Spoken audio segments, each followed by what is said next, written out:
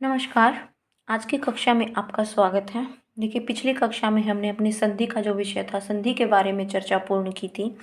आज का जो विषय है, आज का विषय रहेगा हमारा समास। यानी कि हमने पढ़ा था कि जो हमारा शब्द निर्माण था उसकी कितनी प्रक्रियाएं थी? 4 प्रक्रियाएं थी। शब्द निर्माण की कितनी प्रक्रिया थी बच्चे? 4 प्रक्रिया थी। कितनी थी? 4। कौन सी थी? संधि, समास, उपसर्ग और प्रत्यय। इन 4 प्रकार से क्या होता है बच्चे? नए शब्द का निर्माण होता है। क्या होता है? नए शब्द का निर्माण होता है। और हमने क्या पढ़ लिया? हमने संधि के बारे में पढ़ लिया। आज हम बात करेंगे किसके बारे में? समास के बारे में। किसके बारे में बात करेंगे बच्चे? समास के बारे में। तो जानते हैं, आइए चले इसके बारे में पढ़ते हैं। तो समास के बारे में जब भी हम पढ़ेंगे तो सबसे पहले बात करते हैं, इसके शाब्दिक विवेचन करते हैं। इसका जो शब्दों का अर्थ होता है, इसका जो विवेचन होगा, उस बारे में हम पढ़ते हैं। तो देखिए, सबसे पहले पढ़ते हैं इसका शाब्दिक विवेचन। क्या पढ़ते हैं? शाब्दिक विवेचन।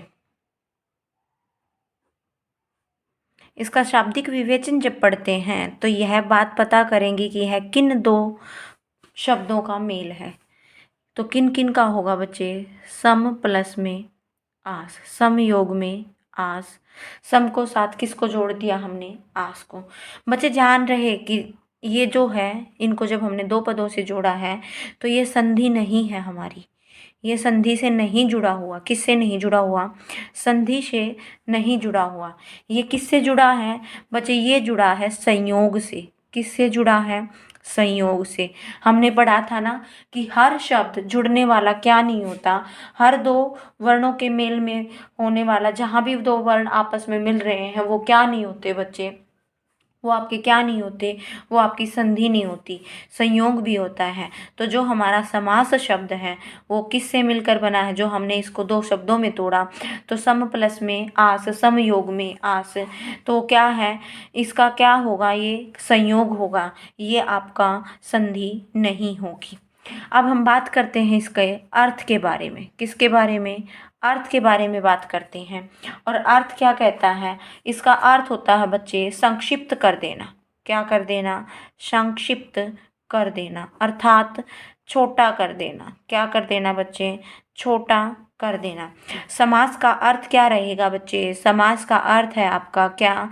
समास का अर्थ है संक्षिप्त कर देना, अर्थात बच्चे छोटा कर देना। क्या कर देना? अर्थात बच्चे क्या कर देना? छोटा कर देना। क्या कर देना बच्चे? छोटा कर देना। ये हमने क्या पढ़ा? इसके अर्थ के बारे में। अगर हम इसके जो हमने इसको 2 शब्दों में तोड़ा है, 2 शब्दों में तोड़ा है इनको, अगर उनके बात करें तो देखिए, सम का क्या अर्थ होता है बच्चे? समान लें, पास। क्या हो? सम को अगर समान माने तो क्या होता है? पास होता है। और आस का क्या अर्थ आता है बच्चे? आस का अर्थ आता है आपका बैठना। क्या होता है? बैठना। यानी कि क्या हो गया? नज़दीक बैठना। यानी कि क्या अर्थ निकला हमारा? नज़दीक बैठना या बच्चे पास बैठना। नज़दीक बैठना या बच्चे पास बैठना। ये हमारे क्या निकले? इसके अर्थ निकले। ये हमने क्या पढ़ लिया कि ये इसका अर्थ होता है। क्या होता है? ये इसका अर्थ होता है। अगर आस से जो शब्द बने हैं, आस से जो 2 शब्द बनते हैं, आस से जो शब्द बने हैं, वो देखिए, आस से बने शब्द बच्चे बहुत बार आते हैं। इनका अर्थ पूछ लिया जाता है। क्या क्या अर्थ बने आपके? आस से बना आपका, आस से बना बच्चे आपका आसन। क्या बना? आसन। दूसरा है, ये है आपका आसन्न। क्या है ये आपका? आसन। बच्चे दोनों शब्दों का अर्थ क्या रहेगा? अलग अलग रहेगा। ये आसन क्या होता है? ये आसन होता है बच्चे बैठने की जगह। इस आसन का क्या अर्थ होता है? बैठने की जगह होती है। क्या होता है अर्थ इसका? बैठने की जगह। और ये जो आसन्न होता है, इसका क्या रहेगा? बैठने का तरीका। क्या? बैठने का तरीका होगा बच्चे, बैठने का तरीका। इसका क्या अर्थ होगा आपका? बैठने का तरीका। तो ये हो गया हमारा, इन दोनों शब्दों के अर्थ हमारे पास आ चुके हैं। क्या आ चुके हैं? अर्थ आ चुके हैं। तो बच्चे एक हम पढ़ते हैं कि जब समास के बारे में बात हो रही होती है तो समास के बारे में बात करते करते हमें इसके अर्थ का, जो इसके विलोम शब्द हैं, समास का विलोम शब्द क्या होगा? समास का विलोम शब्द, समास का विलोम शब्द बच्चे, हम बहुत जल्दी में होते हैं और हमारा जो पहला ऑप्शन होता है वो क्या दे दिया जाता है? क्या दे दिया जाता है बच्चे? विग्रह दे दिया जाता है। क्या दे दिया जाता है? विग्रह दे दिया जाता है। जबकि विग्रह समास का विलोम नहीं होता। किसका विलोम होता है? विग्रह। विग्रह आपका संधि का विलोम होता है। किसका विलोम होता है? संधि का विलोम होता है। समास का विलोम नहीं होता। समास का विलोम क्या है बच्चे? नहीं होता। समास का विलोम क्या होता है? व्यास होता है। समास का विलोम क्या होता है बच्चे? व्यास होता है। और जो आपका व्यास शब्द आया है, जो आपका व्यास शब्द आया है, ये किसका उदाहरण है बच्चे? व्यास शब्द आपका किसका उदाहरण है? यण संधि का उदाहरण है। किसका है? यण संधि का उदाहरण है। यण संधि का उदाहरण है। बच्चे हमने पढ़ा था कि यण संधि का हमने क्या पहचान बताई थी? यण संधि के बारे में हमने पढ़ा था कि य, रे और व से पहले क्या मिलेगा? हमें आधा अक्षर मिलेगा। तो देखिए बच्चे, यहाँ य से पहले क्या है? हमारा आधा है। अब इसकी अगर संधि विच्छेद करें तो क्या होगी बच्चे? वी योग में आस। क्या होगा? वी योग में आस होगा। क्या होगा बच्चे? वी योग में आस होगा। यहाँ पे वी को हम उपसर्ग भी मान सकते हैं। क्या मान सकते हैं? उपसर्ग भी होता है। जो वी होता है वो हमारा उपसर्ग भी होता है। और इसका अर्थ क्या होगा बच्चे? समास का अर्थ हमने क्या लिया? पास बैठना लिया। तो व्यास का अर्थ क्या होगा बच्चे? दूर बैठना, यानी कि दूर होना। तो इसी बात से हमारे सामने क्या आई? समास की परिभाषा आई। क्या आएगी? देखिए, अब हम बात करेंगे समास की परिभाषा के बारे में। किसके बारे में? समास की परिभाषा क्या होगी? देखिए बच्चे, समास की परिभाषा के लिए देखिए, इससे पहले मैं आपको एक बात बताती हूँ। मान लीजिए कि आप अपने परिवार में सबसे बड़े हैं और आपके घर में किसी प्रकार की पूजन विधि होने जा रही है, किसी प्रकार की पूजा होने जा रही है, और वहाँ आप हवन करवा रहे हैं। क्या करवा रहे हैं? हवन करवा रहे हैं। और उस हवन के लिए आपके पिताजी कहते हैं कि बच्चे जाओ या बेटा जाओ, बाजार जाओ और हवन के लिए सामग्री ले आओ। क्या ले आओ? हवन के लिए, हवन के लिए क्या ले आओ? हवन के लिए सामग्री ले आओ। क्या ले आओ बच्चे? हवन के लिए सामग्री ले आओ। आप वापस आते हैं और आपसे पूछा जाता है, जब आप बाजार से वापस आते हैं तो आपसे पूछा जाते हैं कि बच्चे आप क्या ले आए? हवन सामग्री ले आए। जाते वक्त कहा हवन के लिए सामग्री ले आना, और फिर आपसे पूछा कि क्या, कि आप हवन सामग्री लेके आए हैं? क्या बच्चे? आप हवन सामग्री लेकर आए हैं। जो ये हवन सामग्री शब्द आया, देखिए हमने क्या किया, यहाँ पे तो हमने इसको विस्तार से लिखा। क्या किया बच्चे? हमने यहाँ पर इसको विस्तार से लिखा, और यहीं पर इसके नीचे ही हमने क्या कर दिया? इसका छोटा रूप कर दिया। क्या कर दिया? इसका छोटा रूप कर दिया। और यही जो हमने क्या पढ़ा कि संक्षिप्त कर देना। समास का अर्थ बच्चे हमने क्या पढ़ा था? संक्षिप्त कर देना अर्थात छोटा कर देना। क्या पढ़ा था बच्चे? अर्थात छोटा कर देना। तो अब बात कर रहे हैं, देखिए हवन के लिए सामग्री, और इसको हमने क्या लिख दिया? हवन सामग्री। जो बीच में ये शब्द हमारे के लिए जो शब्द आए हैं, ये शब्द कैसे शब्द होंगे हमारे? ये शब्द होंगे बच्चे, इन शब्दों को कहा जाता है योजक शब्द। क्या कहा जाता है इनको? योजक शब्द कहा जाता है। इनको अव्यय शब्द कहा जाता है, अव्यय पद कहा जाता है, और इनको क्या कहा जाता है? इनको विभक्ति भी कहा जाता है। क्या जाता है? विभक्ति भी कहा जाता है। जब इन शब्दों को, इन पदों को हटा दिया जाए, इन शब्दों को हटाकर उनको पास पास लिख दिया जाता है, तो वो क्या कहलाएगी आपकी, वो आपका समास कहलाएगा। वो आपका क्या कहलाएगा, समास कहलाएगा। समास कहलाएगा, समस्त पद कहलाएगा, और क्या कहलाएगा, सामासिक। ये जो बना आपका, ये क्या है बच्चे, आपका समास कहलाया। क्या बनाया आपका, ये समास कहलाया। यानी कि अब हम परिभाषा के बारे में बात करते हैं।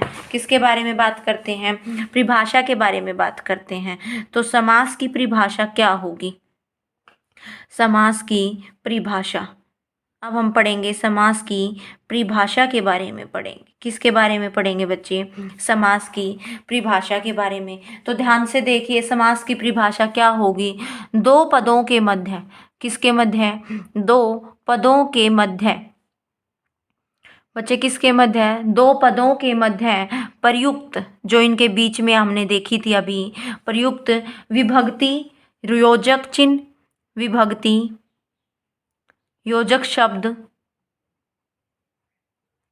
जो योजक शब्द आए थे वो, और क्या क्या था बच्चे हमारा, और जो अव्यय पद थे, क्या थे, जो अव्यय पद थे, उन्हीं को हटाकर, क्या, अव्यय पदों को हटाकर, अव्यय पदों को हटाकर क्या करेंगे, उन्हें पास पास लिख देना, उन्हें पास पास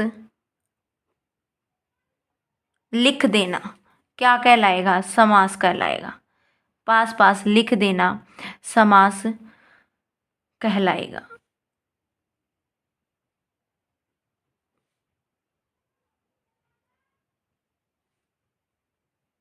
ये आपका क्या हो गया, समास हो गया। क्या हो गया बच्चे, आपका समास हो गया। अब इसके बारे में बात करें तो यहाँ पे ये हमारी क्या आ गई, इतनी परिभाषा आ गई। दो पदों के मध्य प्रयुक्त विभक्ति, योजक शब्द, अव्यय पदों को हटाकर उन्हें पास पास लिख देना ही क्या है बच्चे हमारा, क्या है बच्चे हमारा, समास है। क्या है, समास है। अब आगे बात करते हैं, तो या अर्थात क्या कहेंगे, अर्थात दो या दो से अधिक शब्दों को, दो या दो से, दो या क्या कहेंगे बच्चे, दो या दो से अधिक, दो या दो से अधिक शब्दों को, किनको, शब्दों को जोड़कर, शब्दों को जोड़कर बनाए गए शब्द को, बनाए, जोड़कर बनाए गए शब्द को, बनाए गए शब्द को क्या कहते हैं, समास कहते हैं। क्या कहते हैं बच्चे, समास कहते हैं। ये क्या आ गई हमारे पास, समास की परिभाषा आ गई। क्या आ गई हमारे पास, समास की परिभाषा आ गई। तो यहाँ से पता चला कि समास क्या है बच्चे, समास क्या है बच्चे, समास एक प्रक्रिया है। क्या है, समास एक प्रक्रिया है। क्या पता चला बच्चे हमें कि समास क्या है, एक प्रक्रिया है जिसमें क्या किया जाता है, दो या दो से अधिक शब्दों को जोड़ा जाता है, उनके बीच से प्रयुक्त जो विभक्ति हुई है, जो योजक शब्द हैं, अव्यय पद हैं, उनको हटाकर उनको पास पास लिखा जाता है। वो क्या कहलाता है, हमारा समास कहलाता है। क्या कहलाता है, समास कहलाता है। अब देखिए, समास प्रक्रिया द्वारा बना शब्द क्या कहलाएगा, समास प्रक्रिया द्वारा, समास प्रक्रिया द्वारा बना शब्द, समास प्रक्रिया द्वारा बना शब्द क्या कहलाएगा, समास प्रक्रिया द्वारा बना शब्द बच्चे आपका, समास द्वारा बने शब्द को ही क्या कहते हैं, समस्त पद, क्या कहते हैं, समस्त पद या समस्त पद या सामासिक पद कहते हैं, सामासिक शब्द कहते हैं। क्या कहते हैं, समस्त पद या सामासिक, सामासिक पद कहते हैं। ये क्या हो गया बच्चे हमारा, जो समास की प्रक्रिया थी उससे जाना हमने। क्या कहते हैं, अब देखिए, अब हम साथ में लेके चलते हैं। क्या क्या चलते हैं, हमारा उदाहरण क्या लिया था बच्चे हमने, उदाहरण लिया था हमने हवन सामग्री। क्या लिया था, हवन सामग्री। ये दोनों शब्दों को पास लिखा था, इसका विग्रह क्या किया था, हवन के लिए सामग्री, हवन के लिए सामग्री। जो हमने उदाहरण लिया था उसी से लेकर आगे बढ़ते हैं। सामग्री ये हो गया भाई, ठीक है, ये आ गया आपका। तो देखिए, सबको पता होगा कि जब समास के बारे में पढ़ते हैं तो पहले पद, दूसरे पद, पूर्व पद, उत्तर पद या पूर्व पद, पर पद के बारे में पढ़ते हैं। इन्हीं को क्या कहा जाता है? दोनों पदों के मध्य ही क्या होता है? दोनों के पदों के मध्य जब क्या आ जाए? दोनों पदों के मध्य जब क्या आ जाए बच्चे? दोनों पदों के मध्य जब ये विभक्ति योजक शब्द और इनको हटा दिया जाता है तो वो क्या बनता है? समास बन जाता है। यानी कि ये हमारा पहला पद हो गया, ये हमारा दूसरा पद हो गया। इनको हम क्या कहते हैं? प्रथम पद और द्वितीय पद भी कहते हैं। क्या कहते हैं? प्रथम पद और द्वितीय पद भी कहते हैं। क्या कहा? प्रथम पद और द्वितीय पद भी कहा। इनको हमने पहला पद और दूसरा पद भी कहा। पहला पद और दूसरा पद भी कहा। आगे हमने इनको पूर्व पद, उत्तर पद भी कहा। पूर्व पद और क्या कहा बच्चे? जिसका पूर्व पद प्रधान और उत्तर पद भी कहा हमने। क्या कहा? उत्तर पद भी कहा। और इसको पूर्व पद और पर पद भी कहा। क्या कहा? पर पद भी कहा। तो ये हमारे क्या आ गए? ये हमारे जो पहला पद, उत्तर पद, दूसरा पद, द्वितीय पद, इनके बारे में हमने बात की। अब बात करते हैं समस्त विग्रह की। किसकी? समास विग्रह की बात करते हैं। किसकी बात करते हैं बच्चे? समास विग्रह। किसकी बात करते हैं? समास विग्रह। तो समास विग्रह क्या होगा? समास में क्या किया था? समास में हमने क्या किया? समास में हमने इनको अलग अलग कर दिया। इनको जो इनके बीच की योजक विभक्ति थी समास में, उनको हटाकर इनको पास पास लिखा था। अब समास विग्रह करना है तो क्या लिखेंगे कि समस्त पद में, किसमें? देखिए बच्चे, यहाँ पे मैं लिख रही हूँ समस्त पद में, समस्त पद में लुप्त, समस्त पद में लुप्त विभक्ति, लुप्त विभक्ति। आगे है योजक, जो शब्द आए थे वो। उसके आगे है बच्चे आपका अव्यय पदों को। क्या? अव्यय पदों को। अव्यय पदों को क्या किया जाए बच्चे? अव्यय पदों को पुनः, अव्यय पदों को पुनः लिख देना। अव्यय पदों को पुनः लिख देना। अव्यय पदों को पुनः लिख देना क्या कहलाएगा? समास विग्रह कहलाता है। क्या कहलाता है? समास विग्रह कहलाता है।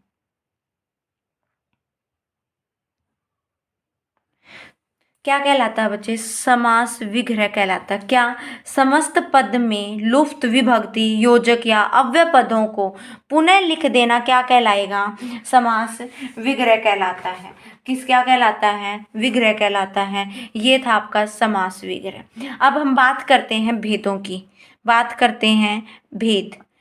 बच्चे, हमें पता होता है 6 भेद होते हैं हमारे। किसके होते हैं? समास के। किसके होते हैं? समास के। समास के कितने भेद होते हैं बच्चे? समास के 6 भेद होते हैं। कितने भेद होते हैं?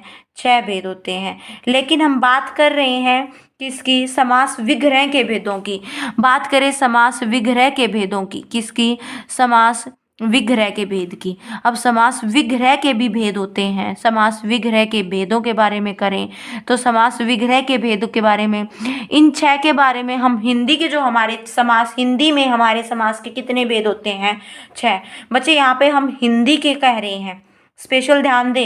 अगर सब प्रश्न सीधा सा आए, समास के 6 भेद होते हैं। कितने भेद होते हैं? समास के 6 भेद होते हैं। लेकिन ये 6 भेद कब होते हैं? हिंदी में होते हैं। मूल व्याकरण में नहीं होते, संस्कृत में नहीं होते। उसके बारे में अब आगे पढ़ेंगे। तो देखिए, समास के कितने भेद, समास विग्रह के कितने भेद होते हैं? समास विग्रह के बच्चे 2 भेद होते हैं। कितने भेद होते हैं? 2 भेद होते हैं। कितने भेद होते हैं? 2 भेद होते हैं। पहला कौन सा होता है? नित्य समास विग्रह। कौन सा? नित्य समास विग्रह। कौन सा भेद होता है? नित्य समास विग्रह होता है। दूसरा होता है बच्चे अनित्य समास विग्रह। कौन सा? अनित्य समास विग्रह। अगर आपको इस भाषा में ना मिले, इस नाम से ना मिले, तो इनको क्या कहा जाता है? नित्य को क्या कहा जाता है? लौकिक समास विग्रह। क्या कहा जाता है? लौकिक समास विग्रह। ये इनका दूसरा नाम रहेगा बच्चे। क्या है? लौकिक समास विग्रह। और अनित्य को क्या कहेंगे? अलौकिक समास विग्रह। अलौकिक समास, अलौकिक समास विग्रह। ये किसके भेद होते हैं बच्चे? ये समास विग्रह के भेद होते हैं। क्या होते हैं? समास विग्रह के भेद होते हैं। अब आगे देखिए हमारा हिंदी में कौन सा प्रचलित है और किसे लिए हम पढ़ते हैं।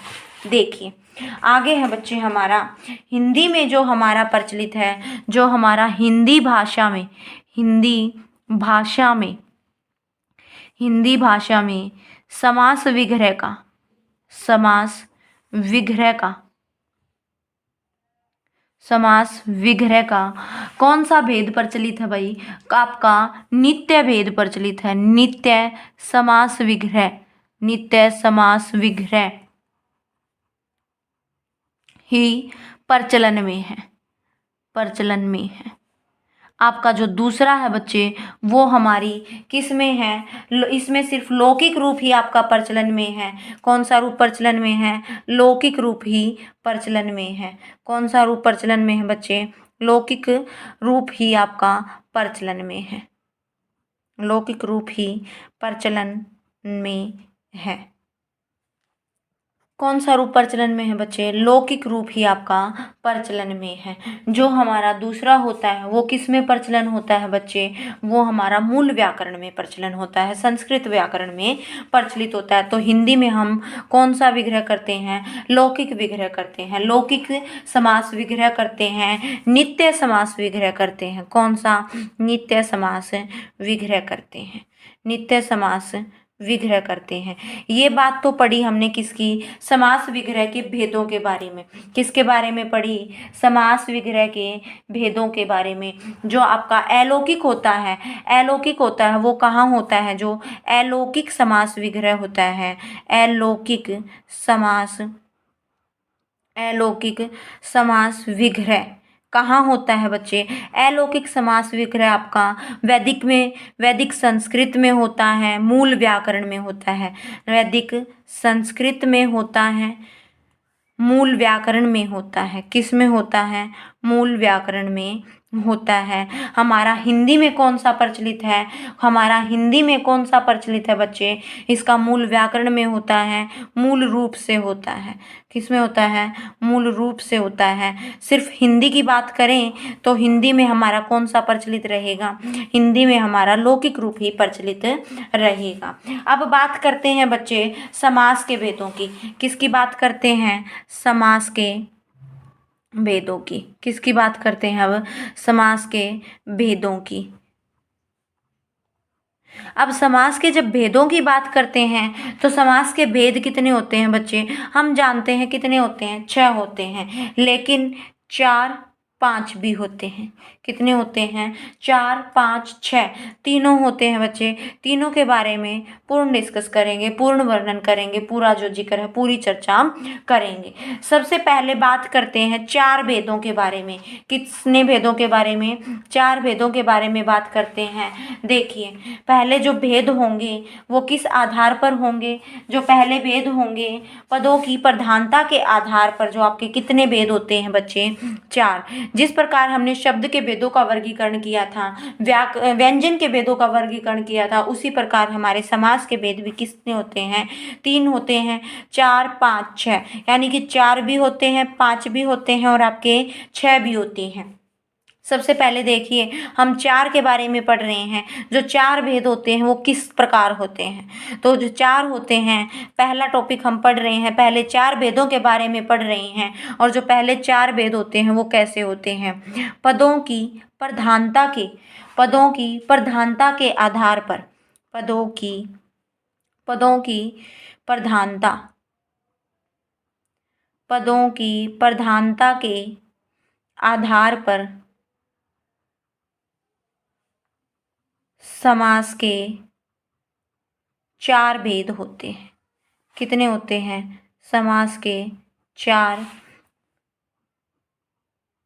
भेद होते हैं। अब ये 4 भेद कौन से हैं, देखिए 4 भेद कौन से हैं बच्चे। पहला कौन सा है आपका, पहला है प्रथम प्रधान समास। प्रथम पद प्रधान समास। प्रथम पद प्रधान समास। आपका दूसरा रहेगा दूसरा पद प्रधान समास या द्वितीय पद समास। दूसरा पद।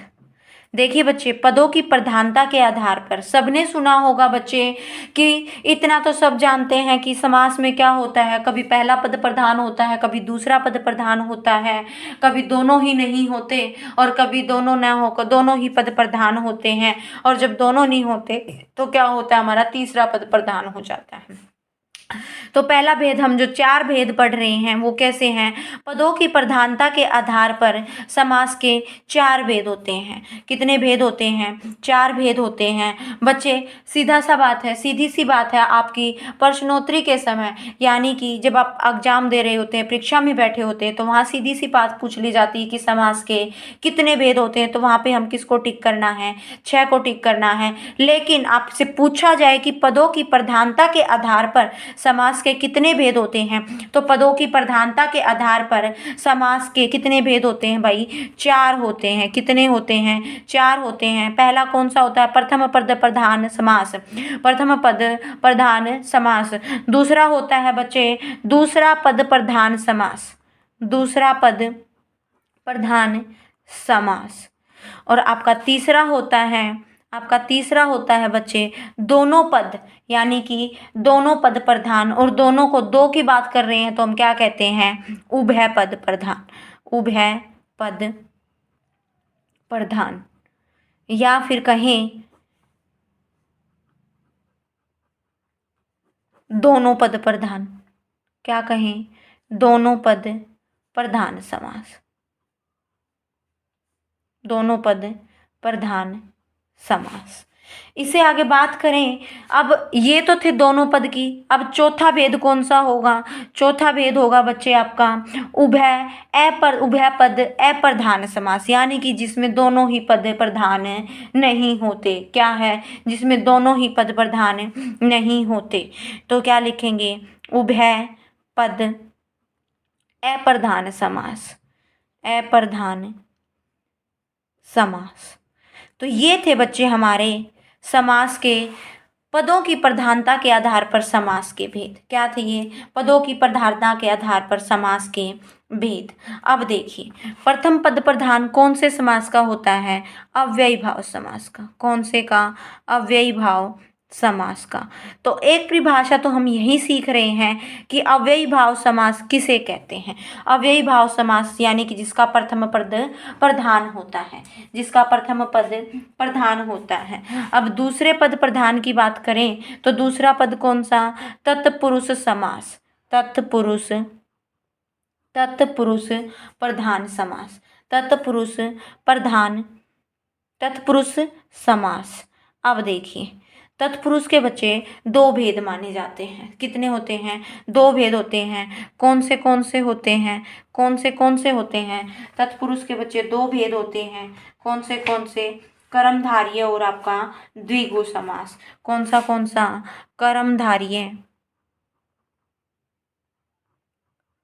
कर्मधारय और आपका दूसरा कौन सा है बच्चे, द्विगु समास। कौन सा है, कर्मधारय समास और आपका द्विगु समास। ये तत्पुरुष समास के भेदों में पढ़े जाते हैं। किस में पढ़े जाते हैं, तत्पुरुष समास के भेदों में ही पढ़े जाते हैं। आगे देखिए, जो तीसरा उभय पद प्रधान, कौन सा, उभय पद प्रधान समास जो होगा आपका, उसमें क्या आएगा बच्चे, जो उभय पद प्रधान होंगे, तीसरे में क्या आएगा आपका, द्वंद्व समास। कौन सा आएगा बच्चे आपका, द्वंद्व समास। कौन सा, तीसरा जो उभय पद होगा उसमें आपका कौन सा आ जाएगा बच्चे, आपका द्वंद्व समास आ जाएगा। द्वंद्व समास, ये आपका इसमें आ गया भाई। आखिरी जो आपका बचता है उभय पद प्रधान, इसमें क्या आएगा, इसमें आ जाएगा बच्चे बहुब्रीहि समास। बहुब्रीहि समास, कौन सा समास, बहुब्रीहि समास, बहुब्रीहि समास। तो देखिए बच्चे, जो हमारे 6 भेद होते हैं वो 6 भेद हमारे इसमें आ चुके हैं। अव्ययी भाव समास, तत्पुरुष समास, क्रमधारय समास, द्विगु समास, द्वंद्व समास और बहुब्रीहि समास। कौन सा, बहुब्रीहि। जो ये भेद होते हैं बच्चे, जब हिंदी के समास के भेद होते हैं तो इनको अलग मान लिया गया, लेकिन ये तत्पुरुष समास के ही भेद होते हैं। किसके भेद होते हैं, तत्पुरुष समास के ही भेद होते हैं। ये तो पढ़े हमने कौन से, 4 भेदों के बारे में। जो 4 भेद जो हम कह रहे थे कि समास के कितने भेद होते हैं, 4 भेद होते हैं, 5 भेद होते हैं और 6, तीनों ही बात यहाँ पे ठीक रहेंगी क्योंकि तीनों ही भेद इसके होते हैं। तो 4, 5, 6, तो 4 भेदों के बारे में आज हमने पढ़ लिया है। अगली कक्षा में हम इसके 5 और 6 भेदों के बारे में पूर्ण जानकारी पढ़ेंगे। आज के लिए इतना ही, धन्यवाद। अगर आपको पढ़ाई पसंद आए, वीडियो पसंद आए तो लाइक करें, सब्सक्राइब करें और कमेंट करके अवश्य बताएं। आज के लिए इतना ही, धन्यवाद। जय हिंद, जय भारत।